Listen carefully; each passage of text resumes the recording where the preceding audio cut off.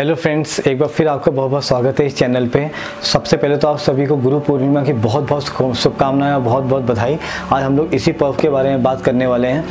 तो start with गुरु। इस शब्द का मतलब क्या है? गु मतलब होता है डार्कनेस या इग्नोरेंस, और रू मतलब होता है कि उसको मिटाना या उससे दूर लेके जाना। तो ये काम हमारा एक गुरु करता है।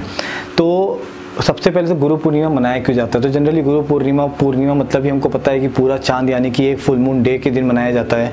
और ये सबसे पहला लेजेंड इसका ये है, इसके काफ़ी लेजेंड्स हैं, 4 लेजेंड है। मैं आपको पहला बताता हूँ कि ये वेद व्यास के जन्मदिन के तरीके से पहले तो मनाया जाता है।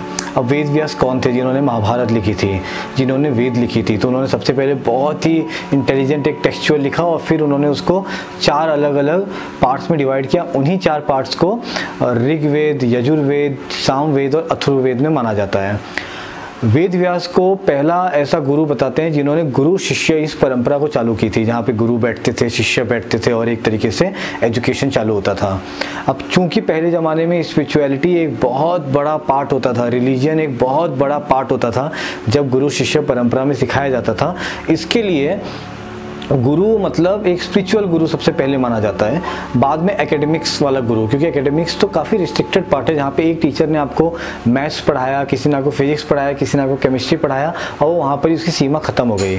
पर ये जो गुरु है ये एक लेवल आगे बढ़ के आपको लाइफ के बारे में सिखाता है, आपको पूरा ज्ञान देता है, आपको मंत्र देगा, आपको श्लोक देगा, आपको ऐसी कई चीज़ें देगा जिससे आपकी लाइफ एकदम ही चेंज हो जाएगी। तो ये जो वेद व्यास को जो परंपरा से ये गुरु पूर्णिमा मनाना शुरू किया हुआ है, उसका मेन मतलब यही था कि एक स्पिरिचुअल गुरु का सेलिब्रेट किया जाए और हमेशा ऐसे लोगों की रिस्पेक्ट की जाए, उनके साथ आज के दिन बैठा जाए, उनको कुछ दक्षिणा दी जाए और उनके साथ बैठ के और जीवन का ज्ञान लिए जाए।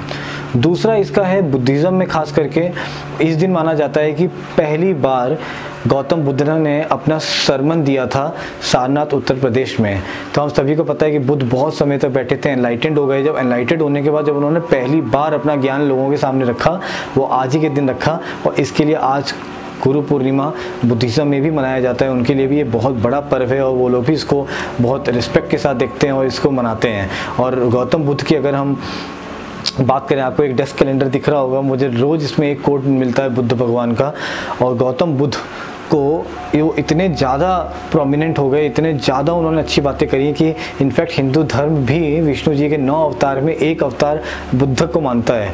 अब किसी को पता नहीं, कुछ लोग जानबूझ के उसको हटा के वहाँ पे बलराम का नाम लिख देते हैं, बट अगर आप देखें तो गौतम बुद्ध को हिंदुइज़्म भी एक्नॉलेज करता है, आइडेंटिफाई करता है।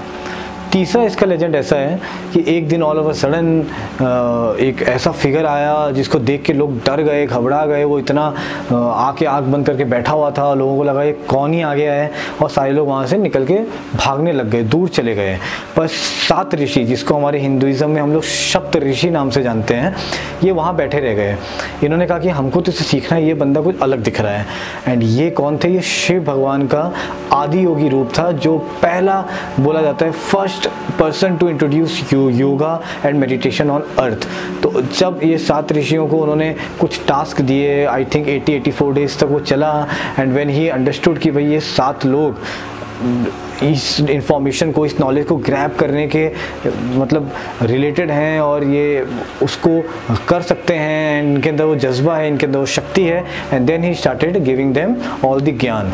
और वही योग ज्ञान है इन 7 ऋषियों ने 7 अलग अलग डायरेक्शंस में जाके सभी लोगों में फैलाया। और इसी से हमारे इंडिया में योग की शक्ति है, योग की पावर है, योग की नॉलेज, योग की इन्फॉर्मेशन इतना ज़्यादा एविडेंस में है कि इनफैक्ट वेस्टर्न वर्ल्ड और फॉरेन की दुनिया से लोग हमारे पास आते हैं और हमसे पूछते हैं कि योगा के बारे में कुछ तो बताओ।